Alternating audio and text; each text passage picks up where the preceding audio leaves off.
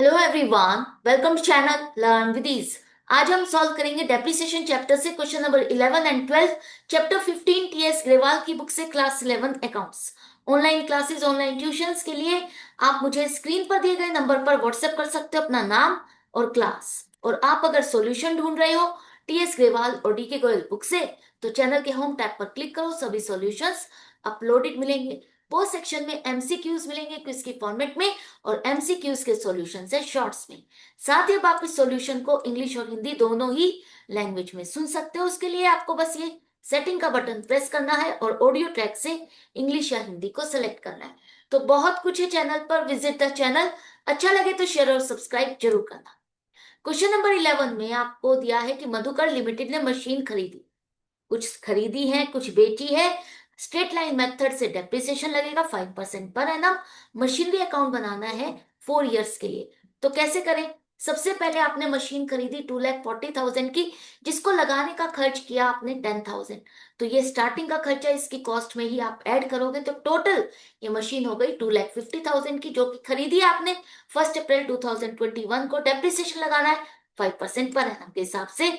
तो straight line method के according depreciation 2,50,000 का 5%, 12,500 हर साल लगाना है। अब मशीनरी अकाउंट आपको बनाना है, लेकिन उससे पहले एक और मशीनरी आपने इसी साल खरीदी है, जो कि 1 लाख की है। 1 अक्टूबर 2021 को खरीदी। तो इस पर डेप्रिसिएशन कितना हो जाएगा? पूरे साल तो आपको 5,000 लगाना है, लेकिन 6 मंथ्स का डेप्रिसिएशन 1 अक्टूबर से 31 मार्च का इस साल लगेगा। तो कितना हो जाएगा? 2,500। तो मशीनरी अकाउंट में सबसे पहले एसेट है तो डेबिट साइड पे दिखाओ। To bank account 2,40,000, to bank account 10,000 जो आपने इसको लगाने पे खर्च किया। और इसके बाद 1 अक्टूबर को दोबारा से मशीनरी खरीदी, टू बैंक अकाउंट 1 लाख। अब एंड ऑफ द ईयर हम इस पर डेप्रिसिएशन लगाएंगे। तो 31 मार्च 2022 को बाय डेप्रिसिएशन अकाउंट पहली मशीनरी उस पर 12,500 और सेकंड मशीनरी पर 6 मंथ्स का 2,500, टोटल 15,000। तो क्लोजिंग बैलेंस डेप्रिसिएशन लगाने के बाद इसकी वैल्यू क्या रह गई? 3,35,000। एंड में लिखो टोटल। अब जो क्लोजिंग बैलेंस है यही नेक्स्ट ईयर में ओपनिंग बैलेंस है। तो टू बैलेंस बीडी 3,35,000। इस पर अब आपको डेप्रिसिएशन लगाना है पूरे साल का। तो कितना लगेगा? बाय डेप्रिसिएशन अकाउंट 12,500, जो 2,50,000 की मशीनरी है उस पर, और जो 1 लाख की मशीनरी है इस पर अब पूरे साल का 5,000। तो टोटल हो गया 17,500। क्लोजिंग बैलेंस बचा 3,17,500। 3,35,000 माइनस 17,500, क्लोजिंग बैलेंस 3,17,500। एंड में लिखो टोटल। अब क्लोजिंग बैलेंस नेक्स्ट ईयर में ओपनिंग हो जाएगा 1 अप्रैल 2023 में। To balance BD 3,17,500। अब यहां पर आपने एक मशीन को बेचा है, जो स्टार्टिंग में 1 अप्रैल को खरीदी थी ना मशीन 2,50,000, उसको हमने बेच दिया 1 अक्टूबर को। तो 1 अप्रैल से 1 अक्टूबर कितना डेप्रिसिएशन लगा? 2 इयर्स 6 मंथ्स का। तो टोटल हो गया डेप्रिसिएशन इस पर 31,250। हर साल का तो डेप्रिसिएशन 12,500 है। तो 2.5, 2.5 साल का डेप्रिसिएशन 31,250। अब जो अब आप जो मशीन बेच रहे हो वो 1 अक्टूबर को बेच रहे हो। तो 1 अक्टूबर को इसकी वैल्यू क्या है? 2,50,000 में हमने खरीदा था, 31,250 का डेप्रिसिएशन लग चुका। तो आज की डेट में इसकी वैल्यू है 2,18,750, जिसको हमने बेचा 1,43,000। तो वैल्यू से कम पर बेचा तो लॉस हुआ 75,750। अब जो ये मशीन आपने बेच दी है, तो ये जो वैल्यू इसमें इंक्लूडेड है यहां से हटानी होगी।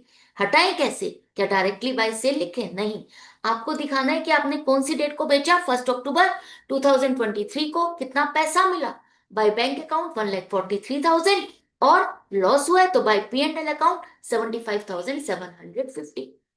इसके बाद आपने एक मशीन और खरीदी है, कितने की? 2 लाख रुपीज की 1 अक्टूबर को। तो अब आपको इस पर भी डेप्रिसिएशन लगाना है 5% के हिसाब से पूरे साल का 10,000, और 1 अक्टूबर से 31 मार्च तक 6 मंथ्स का 5,000। सभी मशीनरी पर डेप्रिसिएशन कितना लगेगा? जितनी भी मशीन बची है उन पर डेप्रिसिएशन आपको 31 मार्च को रिकॉर्ड करना है। तो जो मशीन आपने खरीदी थी 1 अक्टूबर 2021 को 1 लाख की, इसका डेप्रिसिएशन 5,000। जो मशीनरी आपने बेच दी उसका डेप्रिसिएशन 1 अप्रैल से 30 सितंबर 2023, 6 मंथ्स का डेप्रिसिएशन आपको इसी साल रिकॉर्ड करना है 6250। और जो नई मशीन खरीदी उसका 6 मंथ्स का डेप्रिसिएशन 5000।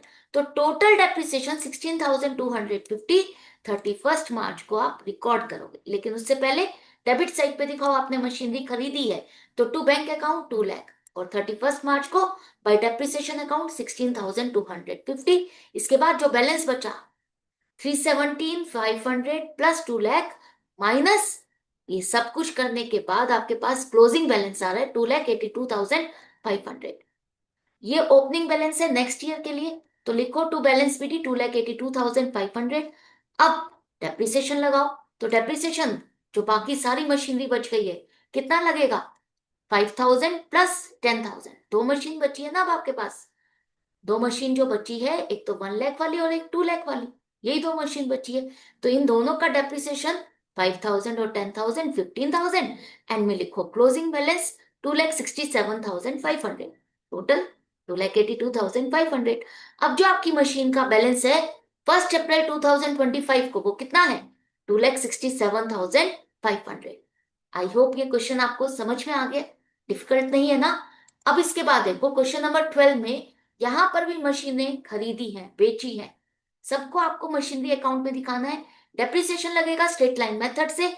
तो कैसे स्टार्ट करें, सबसे पहले आपने मशीन खरीदी 1 अप्रैल 2010 को 1,20,000 की। अब इस पर डेप्रिसिएशन लगेगा कौन से रेट से, 10% के हिसाब से। तो 10% पर एनम के हिसाब से डेप्रिसिएशन कितना होगा, 12,000 पूरे साल का। 1 अप्रैल को खरीदी तो इस पर पूरे साल का ही आप इस साल डेप्रिसिएशन लगाओगे।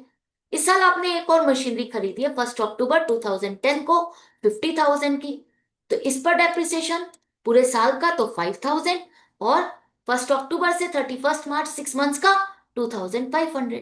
तो अब आ जाते हैं मशीनरी अकाउंट में। आपने एसेट खरीदी है तो 1 अप्रैल 2010 में दिखाओ टू बैंक अकाउंट 1,20,000। इसके बाद 1 अक्टूबर को और मशीन खरीदी 50,000 की, तो टू बैंक अकाउंट 50,000। इस पर डेप्रिसिएशन लगाओगे 31 मार्च को bye depreciation account 12,000 plus 2,500 14,500। Closing balance 1,70,000 minus 14,500 1,55,500, and में लिखो टोटल। इसके बाद जो ये क्लोजिंग बैलेंस है नेक्स्ट ईयर के लिए ओपनिंग बैलेंस है 1 अप्रैल 2011। अब इस पर डेप्रिसिएशन आपको लगाना है, तो कितना लगेगा, आपको यहां पर देखो आपने एक और मशीन खरीदी है 1 जुलाई को, एक और मशीनरी खरीदी 25,000 की, तो टू बैंक अकाउंट 25,000। इस पर डेप्रिसिएशन कितना लगेगा, 25,000 की एसेट 1 जुलाई को खरीदी, तो 9 मंथ्स का डेप्रिसिएशन बनेगा, पूरे साल का तो 2,500, 9 मंथ्स का 1,875। तो टोटल अब आपको यहां पर दिखाना है डेप्रिसिएशन कितना, 12,000 प्लस 5,000 प्लस 1,875, 18,875। बैलेंस कितना बचा, इन सबको टोटल करो, 1,80,500 माइनस डेप्रिसिएशन 1,61,625। तो 1 अप्रैल 2012 को ओपनिंग बैलेंस हो गया टू बैलेंस पीडी 1,61,625। अब आपने यहां पर एक मशीनरी 20,000 की बेच दी है, कौन सी वाली, जो आपने 1 अप्रैल 2010 में 1,20,000 की खरीदी थी ना, इसी में से एक हिस्सा बेचा है जिसकी वैल्यू है 20,000। इस पर डेप्रिसिएशन कितना लग चुका है, 1 अप्रैल 2010 को खरीदा, तो इस पर डेप्रिसिएशन पूरे साल का तो 2,000 बनेगा। और आपने इसको कब बेचा है, 1 जनवरी 2013 को, तो यहां तक का डेप्रिसिएशन 2 इयर्स 9 मंथ्स का कितना बनेगा, 2 साल का तो 4,000 और 9 मंथ्स का 1,500। तो टोटल डेप्रिसिएशन हो गया 5,500। आपने इसको कितने में बेचा, आपने 14,500 की मशीनरी को बेच दिया 6,000 में। 20,000 की खरीदी थी, डेप्रिसिएशन 5,500, वैल्यू है 14,500, बेचा आपने 6,000 में तो लॉस हुआ 8,500। अब यहां पर आ जाओ, आपने जो मशीनरी बेच दी जो यहां पर इंक्लूडेड है उसको यहां से हटाना है। तो कैसे हटाएं, आपको बेच करके कितना पैसा मिला, 6,000, लॉस हुआ, हाँ, तो by P and L account 8,500। Clear है? अब इसके बाद जो बाकी बची हुई मशीनरी है उस पर डेप्रिसिएशन लगाना है। तो डेप्रिसिएशन कितना बनेगा? जो मशीनरी आपने 2010 में खरीदी थी 1,20,000 की, उसमें से कितनी बची? 1 लाख की बची। तो 1 लाख पर पूरे साल का डेप्रिसिएशन 10,000 लगेगा। इसके बाद दूसरी मशीनरी 50,000 की, इसका 5,000, और 25,000 वाली पर 2,500। अब जो मशीनरी आपने बेच दी उसका 9 मंथ्स का डेप्रिसिएशन आपको यहां पर लगाना है। 20,000 पर 1,500, 9 मंथ्स का तो इसी साल कवर करोगे ना। तो टोटल डेप्रिसिएशन हो गया 19,000, क्योंकि आप लिखो 31 मार्च को बाय डेप्रिसिएशन अकाउंट 19,000। इसके बाद closing balance by balance CD 1,28,125 में लिखो टोटल। हो गया क्वेश्चन कंप्लीट। आई होप आपको अच्छे से समझ में आ गया कि किस तरह से क्वेश्चन को सॉल्व करना है, प्रेजेंट करना है। घबराना नहीं है, प्रैक्टिस करनी है। जितनी प्रैक्टिस करोगे उतने कॉन्सेप्ट क्लियर होंगे, स्ट्रांग होंगे, एक्यूरेसी लेवल इंक्रीज होगा। तो मिलते हैं इसी तरह से प्रैक्टिस करते हुए नेक्स्ट वीडियो में नेक्स्ट क्वेश्चन के साथ। Good bye and take care.